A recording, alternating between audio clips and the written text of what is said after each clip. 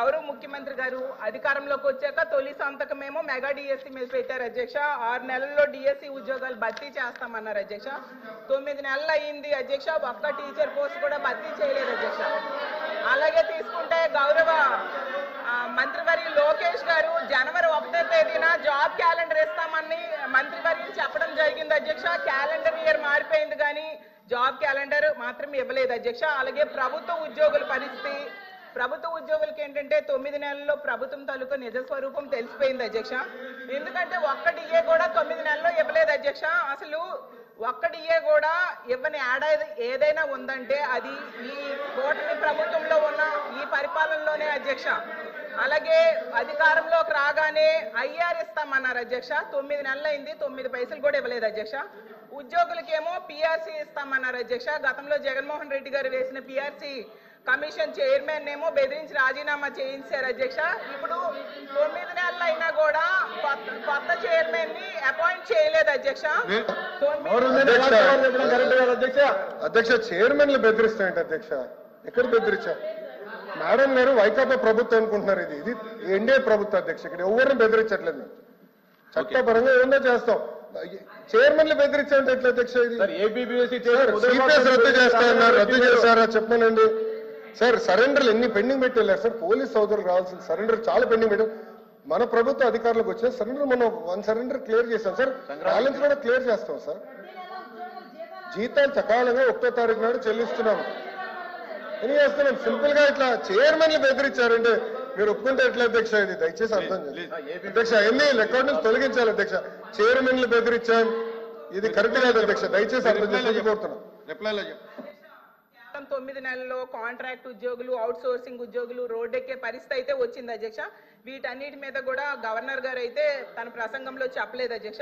అలాగే చంద్రబాబు నాయుడు గారు, పవన్ కళ్యాణ్ గారు వీళ్ళు లేకపోతే మోడీ గారు ప్రభుత్వమే ఉండదు అనేసి పెద్దలందరూ చెప్తూ ఉంటారు అధ్యక్ష. అంటే చాలా మంచి అవకాశం.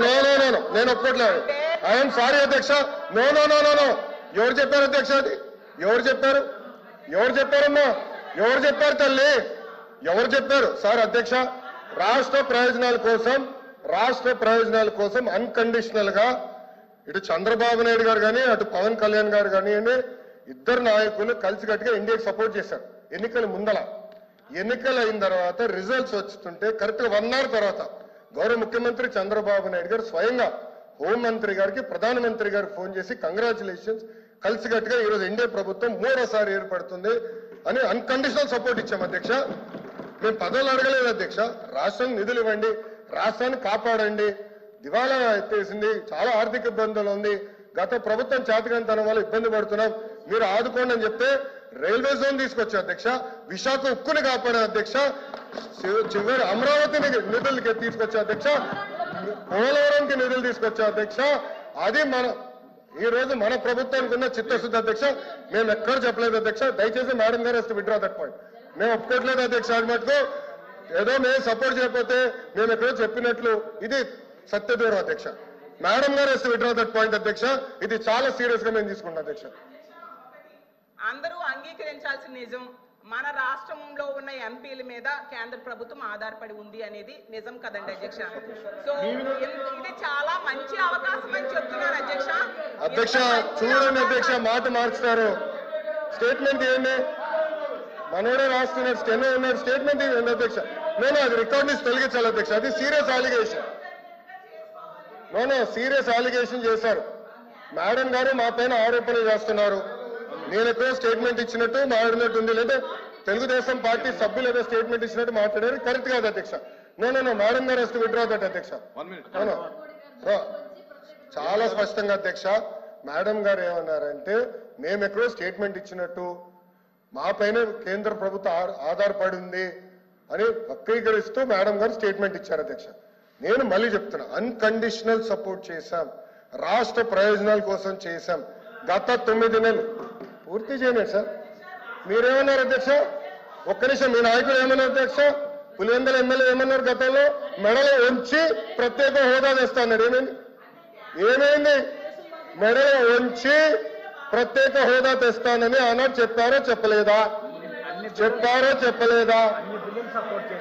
అన్ని బిల్స్ మీరు 5 సంవత్సరాలు సపోర్ట్ చేశారు. ఏమైంది? ప్రత్యేక హోదా తీసుకురాలేదు. మేము మళ్ళీ చెప్తున్నాం తెలుగుదేశం పార్టీ జనసేన సభ్యులు కూడా ఉన్నారు. తెలుగుదేశం పార్టీ జనసేన రెండు పార్టీలు కలిసి అన్కండిషనల్ గా ఇండియన్ మేము సపోర్ట్ చేశాం. ఎన్నికల ముందర కూడా చెప్పాం ప్రజలకి. నేను చెప్పాను అధ్యక్ష. ఒక్క నిమిషం సార్, మేము 24 ఎన్నికల్లో ఏం చెప్పాం? డబుల్ ఇంజిన్ సర్కార్ అని చెప్పాం. డబుల్ ఇంజిన్ సర్కార్ ఇప్పుడు వచ్చింది. కేంద్రం రాష్ట్రం ఒకే ప్రభుత్వం ఉంది. రైల్వే జోన్ ఎవరు కాపాడారా? నేను కాపాడాను. విశాఖకు మీరు పెద్ద పెద్ద మాటలు మాట్లాడుతున్నారే. 13,000 కోట్లు చంద్రబాబు గారు పైన నాయకత్వం మేము తీసుకొచ్చాం అధ్యక్ష. 13,000 కోట్లు తీసుకొచ్చాం. మీ ఉత్తరాంధ్ర ఎమ్మెల్సీలు మాట్లాడమనండి. మీరేం చేశారు 5 సంవత్సరాలు? ఏం చేశారు మీరు 5 సంవత్సరాలు? అడుగుతున్నా. అమరావతి నిధులు ఎవరు తీసుకొచ్చారు? మేము తీసుకొచ్చాం. పోలవరం గాలి వదిలేశారు మీరు. బుల్లెట్ దిగినా అని మీ మంత్రి గారు అడిగారు. ఏమేరైనా పెద్ద మాట్లాడతారు. పోలవరం నిధులు తీసుకొచ్చారు. ఆర్ఎన్ఆర్ ప్యాకేజ్ కి మొన్న 1000 కోట్లు రిలీజ్ చేశాం. నో అధ్యక్ష, ఐఎమ్ ప్రొటెస్టింగ్. మేడం గారు has to withdraw that statement. ఇది కరెక్ట్ కాదు అధ్యక్ష. I'm sorry. ఓకే, సభ్యులు ఉన్నారని చెప్పొచ్చు, ఐఎమ్ నో ప్రాబ్లం. కానీ ఏదో మేము వాళ్ళని థ్రెటన్ చేస్తున్నట్టు ఏదో మా పైన ఆధారపడే పదం వాడతాం కరెక్ట్ కాదు అధ్యక్ష. మేము ఏనాడో అనలేదు. మా సపోర్ట్ అన్కండిషనల్. రాష్ట్ర ప్రయోజనాల కోసం కేంద్ర ప్రభుత్వాన్ని మేము సపోర్ట్ చేస్తున్నాం. అది చాలా క్లారిటీగా ఉంది అధ్యక్ష. కానీ దయచేసి అది మటుకు రికార్డు